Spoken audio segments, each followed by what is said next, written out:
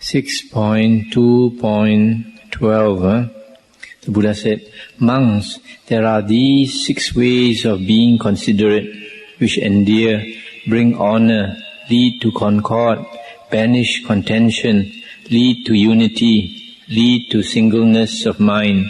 What 6? Herein, monks, a monk's part is goodwill in deed towards his fellows in the holy life, openly and in private. Verily, this is a way of being considerate. Again, his part is goodwill in word, goodwill in thought, towards his fellows in the holy life, openly and in private. This also is a way of being considerate. Then, those gains gotten according to rule, be they but bold scraps, he loves to share them impartially, to have them in common with his virtuous fellows in the holy life. This also is a way of being considerate. And those virtues that are unbroken, without flaw, spotless, without blemish, bringing freedom, praised by wise men, incorruptible, leading to concentration, he dwells one in virtue with them among his fellows in the holy life, openly and in private. This also is a way of being considerate. And that Aryan view, saving, leading him who acts accordingly to the utter destruction of dukkha, or ill. He dwells one in view with that among his fellows in the holy life, openly and in private. This also is a way of being considerate. Verily, monks, these are the 6 ways of being considerate, which endear, bring honor, lead to concord, banish contention, lead to unity, lead to singleness of mind. It's the end of the sutta. This sutta, but with is also mentioned in the Digha Nikaya, number 16, Mahaparinibbana Sutta. And the Buddha there said that there are certain conditions. If a group of people or a race, etc., are to be harmonious, are to be strong, there are certain things that they should practice. And in particular for monks, these are important. The first one, if monks live together, they should have goodwill towards each other in deed, in their action. Whether openly or in private, they should show metta, goodwill in their actions towards the other people in the monastery that they live with. The second one, they should have metta or goodwill in their words, openly and in private, towards the other monks who live in the community, in the monastery.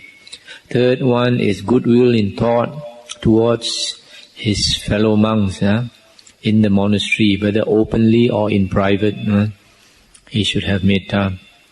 And then the fourth one, those gains, those offerings that he receives, those extra that he receives, he should share them impartially with his fellow monks in the holy life. Sometimes, even if it's not excess, sometimes he sees that other monks don't have, it is good to share, because this metta, if we show metta towards others, we receive it back in return. And the fifth one is the virtues, moral conduct. He should practice them so that he gains the respect and love of his fellows, companions in the holy life. And then the right view also he should attain, so that he can dwell in concord and harmony with his companions in the holy life. And that right view, we heard earlier, to attain right view, we must be very familiar with the discourses of the Buddha, and then only we can attain the right view. The next sutta, 6.2.13, is an important sutta. Monks, there are these 6 factors whereby should be escaped. What 6? Monks. Suppose a monk were to say this, of a truth, I have made mind emancipation become by goodwill, metta, made an increase of it, made a vehicle of it, made a home of it, dwelt with it, gathered it together, set it well going. Yet ill will invades my heart and stays. Speak to him and say, Go now, speak not so, Reverend Sir, distort not the word of the Exalted One. Ill is it to distort his word thus. Verily, the Exalted One would never speak so.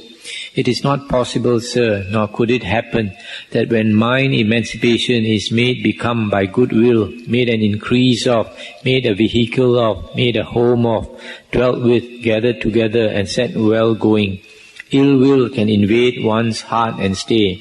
It is not possible. Indeed, sir, this is just the escape from ill will. I mean, mind emancipation by goodwill.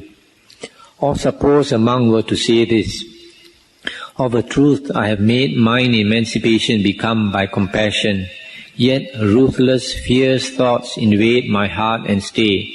Speak to him in like manner, for this is just the escape from ruthless, fierce thoughts. I mean mind emancipation by compassion.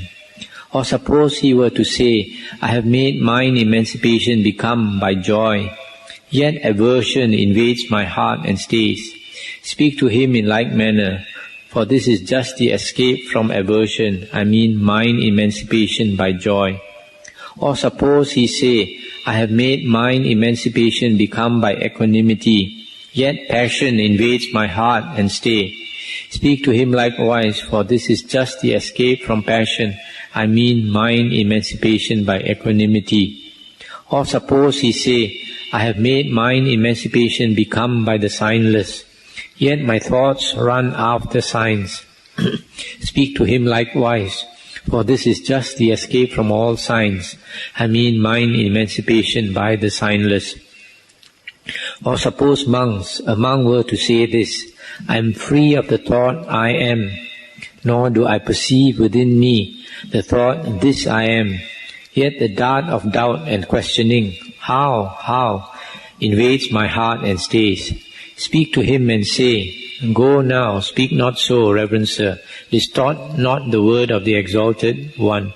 Ill is it to distort his word thus. Verily, the Exalted One would never speak so. It is not possible, sir, nor could it happen, that when one is free of the thought I am, and sees not within one the thought this I am, the dart of doubt and questioning, how, can invade the heart and stay. It is not possible. Indeed, sir, this is just the escape from the dart of doubt and questioning. I mean the complete rooting out of the conceit I am. Verily, monks, these are the 6 factors whereby should be escaped. Here, the first 4 things are about the Brahma Viharas.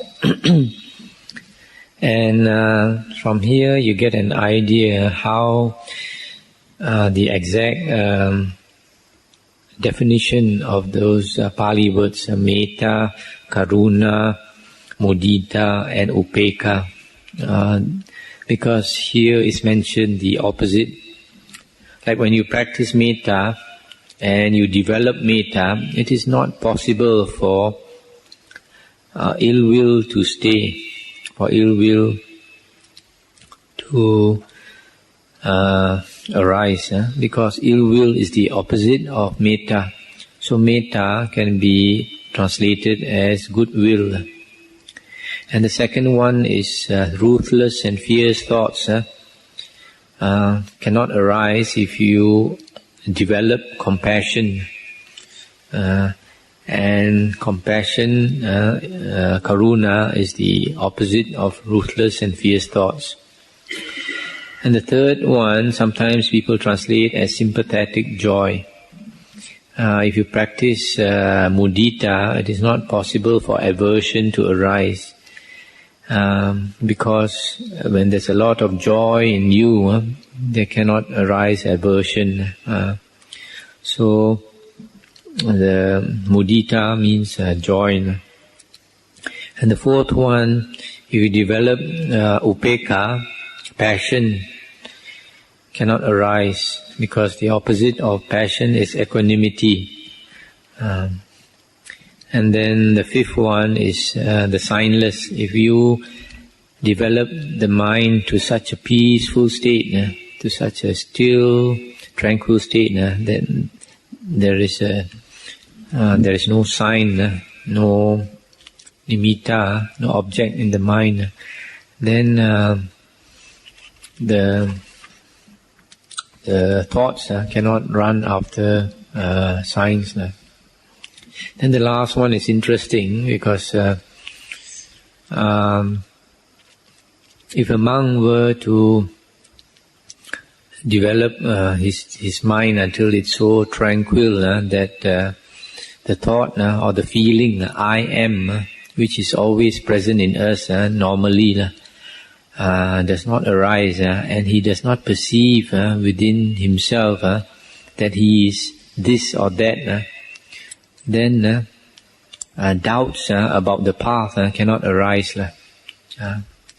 This last one concerns the fourth method of meditation mentioned by Venerable Ananda in the previous sutta, Anguttara Nikaya 4.170, where it was mentioned by Venerable Ananda that when the monks and nuns attain arahanthood, and they come and declare to him that they had attained arahanthood, Venerable Ananda said that all of them attain arahanthood by one of four ways. The first one is they develop samatha first, followed by vipassana.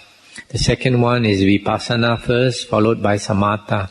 The third one is samatha and vipassana at the same time. And the fourth one is they meditate on the self,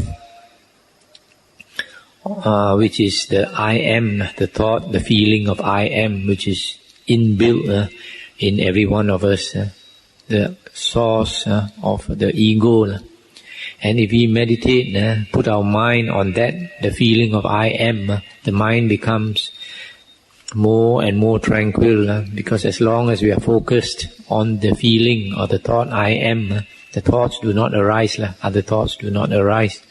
So we go deeper and deeper into our mind. And if the mind becomes so still that the I am dissolves, there is no more ego felt, then the way is sure. There is no more doubt in you how to pursue the path to Nibbana. So this is a very interesting method. It is suttas like this, that give us more insight into how to practice. The next sutta is 6.2.16. Once, while the Exalted One was dwelling among the Bagis on Crocodile Hill in the deer park at Besakala Grove, the good house father, Nakula's father, or Nakula Pitta, lay sick and ailing, grievously ill. Now his wife, Nakula Mata, or Nakula's mother, spoke thus to him, I pray, good man, die not fretfully. Ill is the fate of the fretful. Decried by the Exalted One is the fate of the fretful. Maybe, good man, you think, alas, when I am gone, the good wife, Nakula's mother, will not be able to support the children, nor keep the household together. But think not so, good man, for I am skillful at spinning cotton, at carding the matted wool, and I can support the children, keep the household, after you have gone. Wherefore, good man, die not fretfully. Ill is the fate of the fretful. Decried by the Exalted One is the fate of the fretful. Or maybe you think, the good wife, when I am gone, will go to another man. But think not so, good man, for you and I know how for 16 years we have lived as housefolk the holy life. Wherefore, good man, die not fretfully. Or maybe you think, the good wife, after I am gone, will have no desire to see the Exalted One, no desire to see the monks of the Sangha. But think not so, good man, for verily when you are gone, greater shall be my desire to see the Exalted One. Greater shall be my desire to see the Sangha. Wherefore, good man, die not fretfully. Or maybe you think the good wife, after I am gone, will not keep the virtues in full. But think not so, good man. For so long as the Exalted One shall have white-robed women lay disciples, folk with homes, who keep the virtues in full, I shall be one of them. And if any shall doubt or deny it, let him go and ask the Exalted One. That Exalted One, Arahant Sammasambuddha, who dwells here among the Bhagis on Crocodile Hill in the deer park at Besakala Grove. Wherefore, good man, die not fretfully. Or maybe you think the good wife will not gain the calm of heart within herself. But think not so, good man, for as long as the Exalted One shall have white-robed women lay disciples who gain that state, I shall be one of them. And if any shall doubt or deny it, let him go and ask the Exalted One. Wherefore, good man, die not fretfully. Maybe, good man, you think, the good wife, Nakula's mother, will not in this Dhamma Vinaya win to the firm ground, win a firm foothold, win comfort, dissolve doubt, be freed of uncertainty, win confidence, become self-reliant, live in the teacher's word.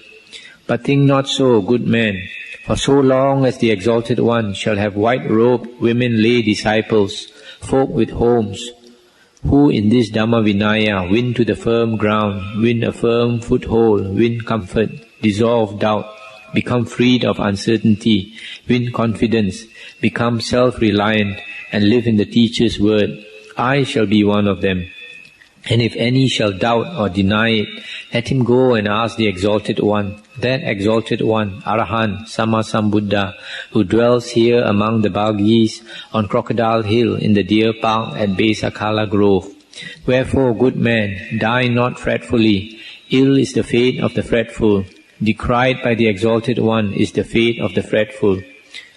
Now, while the good man was being counseled with this counsel by Nakula's mother, even as he lay there, his sickness subsided, and Nakula's father arose from that sickness, and thus that sickness was laid aside by the good man of the house. Now, not long after he had got up, Nakula's father, leaning on a stick, visited the Exalted One, saluted him and sat down at one side. And to him, thus seated, the Exalted One said this, It has been to your gain, good man. You have greatly gained, good man, in having had the good wife, Nakula's mother, full of compassion and desiring your weal or good, as a counselor, as a teacher. Verily, so long as I have white-robed women lay disciples, folk with homes, who keep the virtues in full, the good wife, Nakula's mother, will be one of them. So long as I have lay disciples who gain the calm of heart within the self, she will be one of them. So long as I have lay disciples who in this Dhamma Vinaya win to the firm ground and live in the teacher's word, the good wife will be one of them. It has been to your gain, good man, you have greatly gained, good man, in having had the good wife, Nakula's mother, full of compassion and desire for your weal, as a counselor, as a teacher. That's the end of the sutta. So you see, when this Nakula's father came to see the Buddha, even before he said anything, the Buddha, because of the psychic ability to read his mind, the Buddha straight away told him and confirmed what his wife had said, that she has the virtues in full, that she has tranquility of mind, that she has unshakable faith in the Buddha.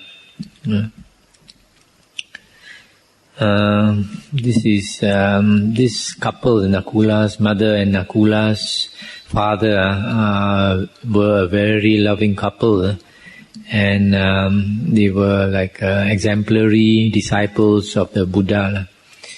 And from this sutta you can see it is gain to have a wise wife or a wise husband who encourages and supports one in the spiritual path, who's able to speak the right words at the right time. The other thing you see, that when the Nakula's mother was giving all this advice to Nakula's father, he recovered from his sickness, which shows that much of our sickness is due to our frame of mind. If we have the right frame of mind, then we can recover from our sickness.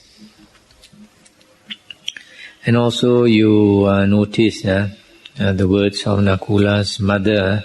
You can see how some lay disciples during the Buddha's time, how they practiced so well, kept the precepts so purely, practiced meditation to calm the mind, and have unshakable faith in the Buddha, Dhamma and Sangha from listening to the Buddha's words, and live their lives according to the Dhamma. Such people are rare to find, even before and also now. The next sutta, 6.2.17. On one occasion, while he dwelt near Savatthi at Jeta Grove in Anathapindika's park, the Exalted One, rising from solitude in the evening, approached the service hall or sala, and on arriving sat down on the seat ready there. Then too the Venerable Sariputta, rising from solitude in the evening, went to the service hall, saluted the Exalted One and sat down at one side. So likewise came the Venerable Mahamoggallana, the Venerable Mahakassapa, the Venerable Mahakachana, the Venerable Mahakotita, the Venerable Mahachunda, the Venerable Mahakapina, the Venerable Anuruddha, the Venerable Revata, and the Venerable Ananda, and they all sat down at one side.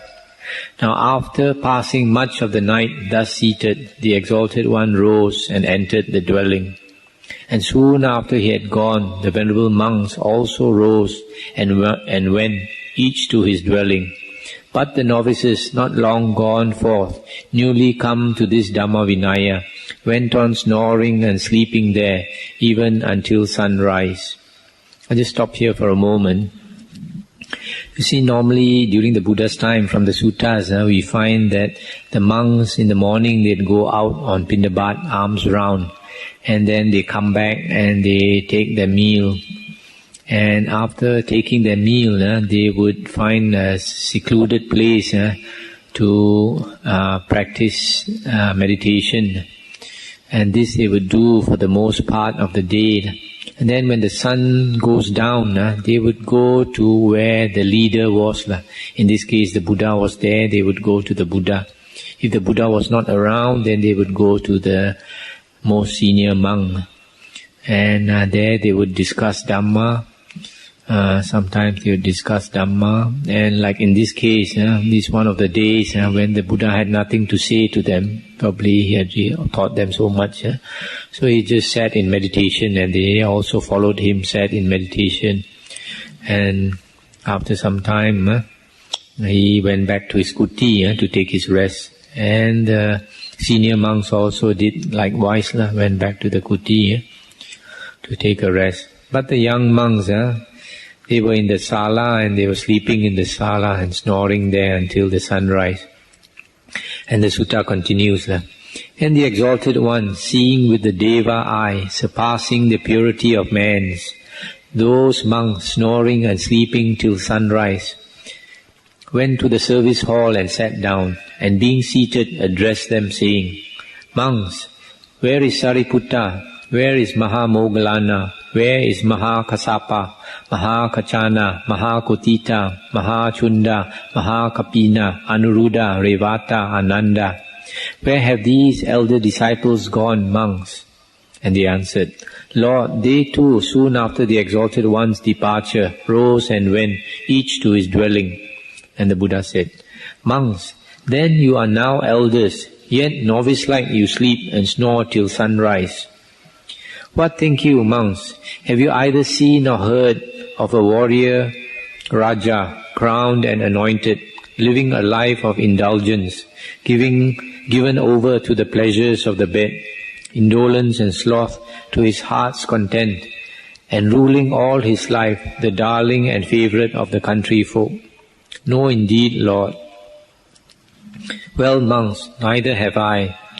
Or have you seen or heard of a farmer, a landowner's son, a general, a village headman, a guild master, each living a life of indulgence, and each managing his affairs all his life, the darling and favorite of his underlings?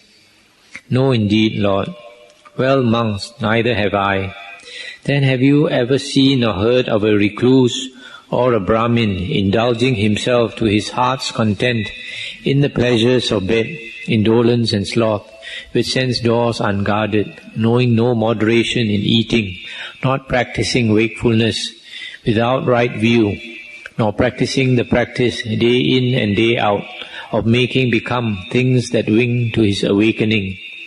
Yet having destroyed the asavas and being asava-free, entering and abiding in liberation by mind, in liberation by wisdom, and realizing it here and now by his own knowledge. No, indeed, Lord. Well, monks, neither have I. Wherefore, monks, train yourselves thus. We will become guarded as to the sense doors. No moderation in eating. Be practiced in wakefulness. Possess right view, and dwell day in and day out, practicing the practice of making become things that wing to our awakening. Verily, monks, train yourselves thus. That's the end of the sutta. Here the Buddha is telling the young monks that when the elder monks are not around, then they are considered the senior monks. Then they should act like senior monks and not indulge in sleep unmindfully. You can see that the Buddha's standard is quite high, and he doesn't like his disciples to sleep so much. In the Buddha's teachings, he encouraged the disciples to sleep just a minimum amount, just enough to have enough rest. And these things that he encouraged the young monks to practice, these are the important practices, guarded as to the sense doors, moderation in eating, devoted to wakefulness, possess right view, etc.